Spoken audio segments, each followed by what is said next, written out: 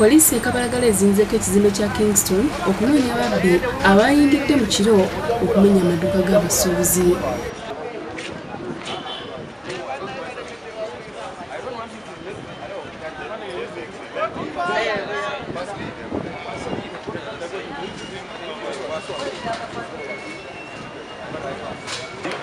Suspecting okuba nti yayingiddemu kiro naye ate okusinziira ku muserikale oli bwembadde kigambibwa nti ababbi bano bakwataganye n'omuvubuka akola ku lifuti olwo n'abayingiza wabula nga bwe balabye obudde nga butandise okukya ne badduka n'ogumu ku munyago wabula ye ne bamulekawo era nga poliisi gwekutte abayambeko mu kunoonyereza.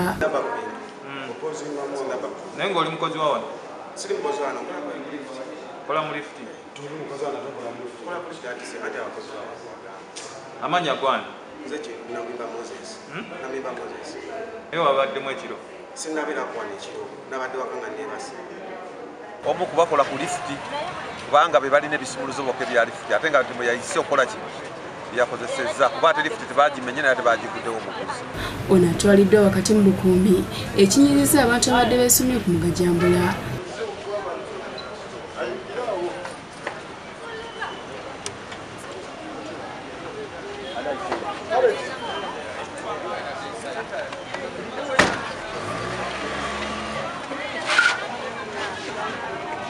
Bio ebintu ebibbiddwa tebimanyiddwa muwendo ng'era mu kiseera kino poliisi ekyagaanya abantu okuyingira mu kizimbe kino okutataaganya obujulizi.